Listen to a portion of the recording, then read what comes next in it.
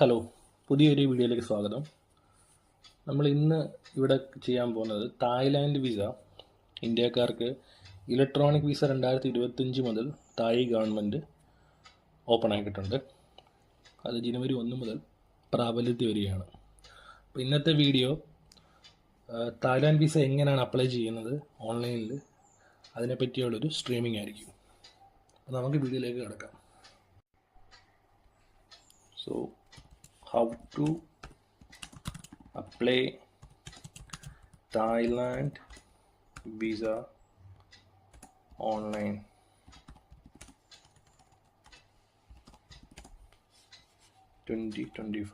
അതാണ് നമ്മുടെ ഇന്നത്തെ കണ്ടന്റ്. ഫസ്റ്റ് നമുക്ക് ഗൂഗിളിലേക്ക് പോവാം. ഇതാണ് ഒഫീഷ്യൽ വെബ്സൈറ്റ് തായ്ലാൻഡിൻ്റെ.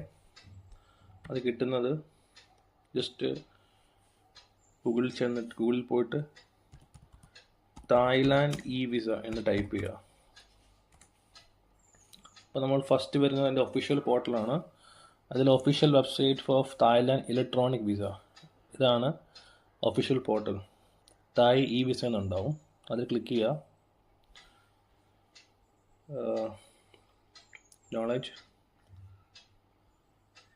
ഇതിൽ കാണാം Thai e visa official website, ministry of foreign affair, kingdom of Thailand. പിന്നെ ഇതിൽ 3 ഓപ്ഷൻ കാണാം. Do I need tourist visa, am I eligible to apply online, which visa type should I apply for. അപ്പോൾ ഇതിൽ do I need tourist visa അതിൽ click ചെയ്യുക. Click ചെയ്തിട്ട് നമുക്കിതിൽ നമ്മുടെ നാഷണാലിറ്റി കൊടുക്കാം. പാസ്പോർട്ട് ഇന്ത്യയിൽ സ്റ്റേ ചെയ്യുന്ന ആളാണെങ്കിൽ ഇന്ത്യയിൽ, അല്ലെങ്കിൽ എവിടെയാണോ. ഇപ്പോൾ യു എ ആണെങ്കിൽ യു എ സെലക്ട് ചെയ്യുക. Plan to stay in Thailand നമ്മൾ 10 ദിവസം ജസ്റ്റ് റാൻഡമായിട്ട് കൊടുക്കുന്നു.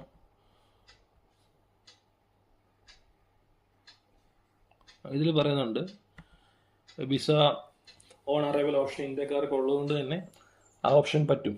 ഇപ്പം നമ്മളിപ്പം 60 ദിവസത്തിന് മേൽ, അതായത് ഇപ്പോൾ ഞാൻ ജസ്റ്റ് 65 ദിവസം ഇവിടെ കാണിക്കുകയാണെങ്കിൽ ഇതിൽ പറയുന്നുണ്ട് നമുക്ക് ഓൺ അറൈവൽ ഓപ്ഷൻ ഉണ്ടാവില്ല.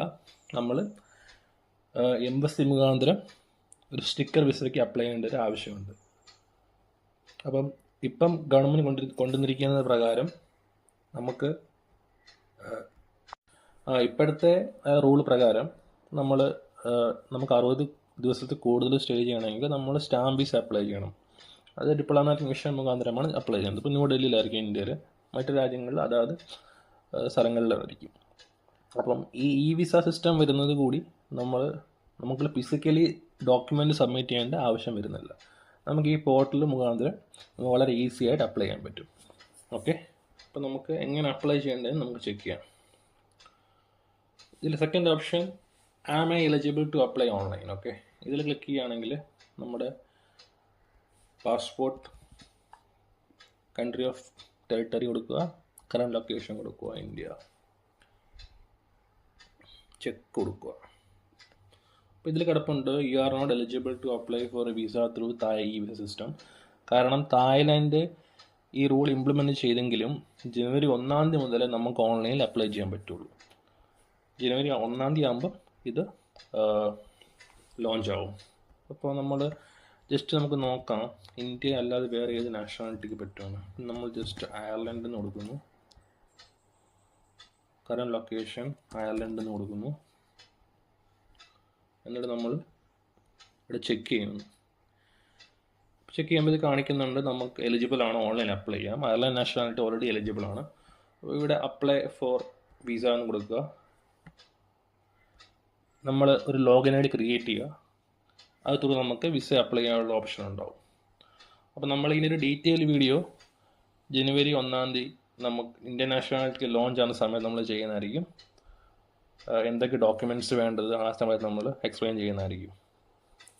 അപ്പം എന്തായാലും നല്ലൊരു